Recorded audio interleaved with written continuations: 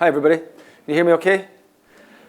Firstly, thanks to Stu. There's so many consistencies that you'll see. You might even think that we'd planned this, so thank you. I didn't always work in sport. Does anybody know who these guys are? Pardon? The Wurzels. And what was the Wurzels' biggest hit? I've got a brand new combine harvester. I'll come back to that. I've been asked to talk about growing audiences, about the next generation, but I'm actually going to start by talking about booze, because my background was originally in the drinks industry, in sales and then marketing. And when I moved as a 26-year-old from sales into marketing, I was amazed by the amount of data and insight a big business like a national brewer, Scottish and Newcastle, had at our fingertips. It was incredible. And it gave me a really good grounding in audience insights. At the time, we'd just acquired a big cider business in Hereford called Bulmers. And we had this incredible production facility and some strong brands like Strongbow and Woodpecker. And there was real ambition to grow this cider business. But the issue with cider at the time was that cider had an image problem. And these guys were part of that image problem. So there was 4 groups broadly that created this image problem. There were the Wurzels from the West Country. There were underage kids drinking cider on a park bench. There were students drinking it at university, and unfortunately there was white cider, which was drunk in great volumes by homeless people with drink problems. Unfortunately, that white cider category has really been killed over the last 20 years. But for most drinkers, they had tried cider at some point in their lives, and then they'd got to a certain stage where their tastes were more refined and they fell off what we called the cliff of shame. So cider had this image problem, and Scottish and Newcastle spent a fortune trying to reposition cider to make it appeal to more people. But partly in line with what Stu was saying, a lot of the people that worked in the cider industry couldn't see really where the opportunity was going to come from. And then something happened from a little company in Ireland that transformed the market, and it was this. And it's crazy to think this was over 20 years ago now that this happened, around 20 years ago that this happened, because it makes me feel very old. But Magners was a phenomenon. And does everybody remember those summers? Not everybody, but the older people among us remember those summers of 2005, 2006, where Magners was everywhere. Beautiful sunshine. Hands up if you had a pint of Magners over ice in the sunshine. It was everywhere. And the investment was massive. And these guys transformed it just by coming from outside and doing things differently. The stuff was like Prime today, you know, that phenomenon where everybody's drinking it. It was enormous. And people within our cider business panicked, right? And they panicked because they thought, this is going to kill our business. Right, so while people were going mad for cider externally, there was a real concern about Magners internally. But actually, that's just some of the advertising that was going on, some of the numbers that we're doing, and you might remember these ads. But what is interesting about what Magners did, the whole category grew. Strongbow was up, Woodpecker was up, craft cider was up. And then a couple of years later, Kopparberg arrived, and fruit cider went crazy. And for 10 years, the entire cider category was the fastest growing category in the drinks industry. And that was driven by innovation. It was driven by investment. And it was driven by total reappraisal of what this product was. And craft cider, the original ciders, they grew as well, right? There was room for everybody to grow. And it made me realize very quickly that often the key to growing anything is changing perceptions, is reappraisal, putting a different lens on things. So then I was lucky enough to go and work in cricket, and I'd always wanted to work in sport. Not necessarily cricket, but I wanted to work in sport, and people told me how difficult it was to move into sport, and it was. And I only really got in because the guy who was my boss had worked with me in the drinks industry. But when I came in and when I was interviewed by the chief executive, I said exactly the same thing that Stu said. I said, if you want somebody who knows about cricket, you've got the wrong guy. And he said, don't worry, we've got loads of people who know about cricket. We need people who know how, we need people to think about how we grow cricket. And I'm not saying it all has to come from outside, right? You guys play a vital part. It's about diversity of thought. You need people who are close to things, and you need people who are further away to get that diversity of thought. That's what a great team is. So I was there to help grow cricket, and we had huge ambition just to do that. It was a really, really exciting time. In the first few years, we were trying to get cricket back on the BBC. It had been stuck away on Sky for 20 years, and there was a massive battle for cricket rights between Sky and BT Sports at the time, because that core audience was hugely valuable to pay TV companies. And again, what struck me was the ECB, the English Cricket Board, or rather England and Wales Cricket Board, but it's called ECB, had loads and loads and loads of insight about current fans. Okay, there's a big distinction. They had loads of insight about current fans. They knew about ticket buyers. They knew about people who bought subscriptions. They had nothing, and I mean nothing, about people outside cricket. I said, what do people outside cricket think about us? Why would we care what they thought? Nobody thought about those people outside cricket. What were their perceptions of cricket? What were the barriers to cricket? And English cricket was very formal. Again, the thing that struck me was this, in a governing body, there was an obsession with what was called the pathway, about how you get people playing cricket to play for England. And it was a pyramid, and they showed us it, and it was called the pathway. And I thought, what the hell are they talking about? What about these other kids who are just going to play cricket for fun and for the love of the game? Because English cricket was very formal. It tended to be played in private schools. You had to have all the equipment. You had to have all the equipment, the helmet, the bat. You had to have whites, cricket whites. It was expensive. There was barriers to playing it. And I kid you not, I tried to find pictures on the internet of kids just playing cricket in the park, and I couldn't find any pictures.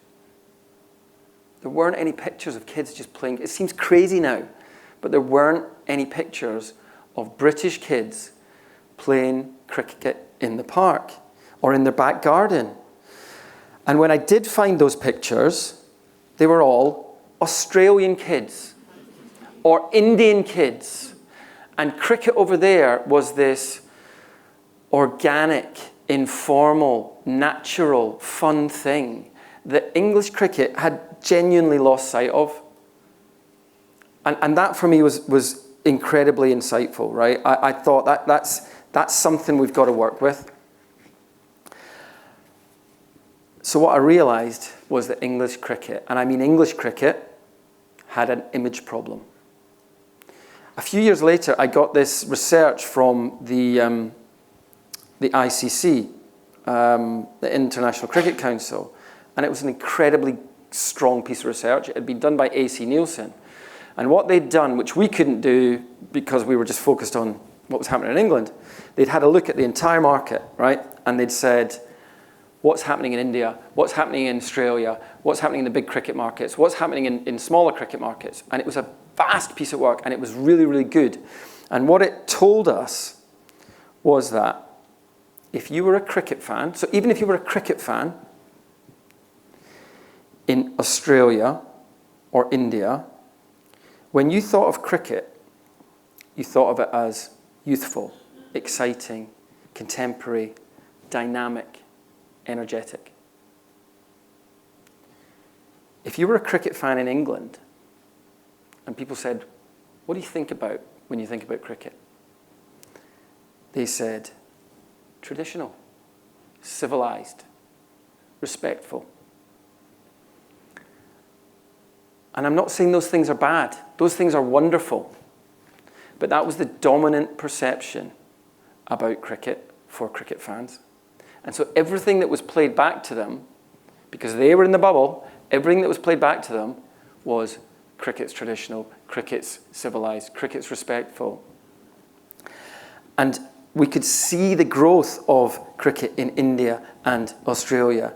And we could see that we weren't doing enough to present cricket in a way that would help us reach younger, wider audiences. So we knew that we needed to appeal to more people, to reappraise what cricket was, what a day at the cricket might be. And research told us there was this huge family audience out there who were open to cricket experiences, who were open to going to live events, but there was too many barriers, right? They didn't like how it was packaged. It wasn't accessible to them. And I came up with this, I think it's called an mnemonic, or what is it? An abbreviation, right? TCP, right? What were the obstacles we need to overcome? How are we going to solve? How are we going to cure the problem? TCP, time, complexity, and perception. And what that meant was people outside cricket, they just thought cricket took too long. They thought it was too complicated. I don't understand the rules. I don't want to spend time understanding the rules. And it's not for me, it's for somebody else. And the challenge we had, back to Rishi's question, was the people who loved cricket, they loved the fact that you could spend a day or even 5 days at the cricket. They loved the fact that it was complex and it had its own language, and that language they held really close. And if you knew the language and you knew that whatever this terminology meant, you were a cricket fan. And if you didn't, you weren't. And they felt that cricket was very much for them. So we recognized we had to readdress that balance, right? And so in really simple terms, we knew we had to do something different. And to come back again to what Stu said, and I promise you we have not aligned on this, the brief, and this was the brief that was given to the team that ultimately built the 100, cricket but fun. That was it. And I couldn't tell anyone that at the time externally because I knew that if that landed in the press, we'd get absolutely battered, but that was the brief. Okay, and that cricket but fun led to the 100. The colour, the energy, the families, the partnerships with the Lego, the partnerships with the Minions, bedtime stories, right? We did all that. And cricket went through a process of complete reappraisal. And the traditionalists hated what we did, right? They still hate the 100, right? And that's a balance, they still do. But guess what? The overall category grew. The cake got bigger. Test cricket is flourishing. In the last Ashes series, the matches sold out faster than they've ever sold out before. On day 5 is always a problem at cricket matches, sold out, right? Test cricket is flourishing. Women's cricket is flourishing. Kids' initiatives like All Stars, Dynamos, based on a lot of the same sort of insights that Stu was talking about, are flourishing. Hundreds of thousands of kids are coming into cricket and playing cricket at cricket grounds, and cricket grounds have had a sort of revitalization in terms of families coming down and being part of it and being part of the community and realizing, actually, this is really, really lovely, and I want this to be part of my kids' childhood. And the trick that we delivered with the 100, and again, this is back from the days of drinks marketing, right? We thought about different occasions for cricket. And what that means is, I can go to Test cricket with my mates, and I can have a drink, and we can chat, and we can spend all day there, and we can really enjoy Test cricket. But the next week, I can go back to Lord's or the Oval or Edgbaston with my family, and we can watch the 100, and we can still watch cricket, and we can still love cricket. So, I've got 5 minutes left, right? I want to talk about rugby because that's where I am now.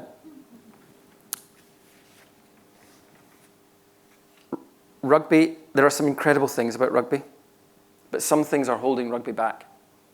And one of those is values.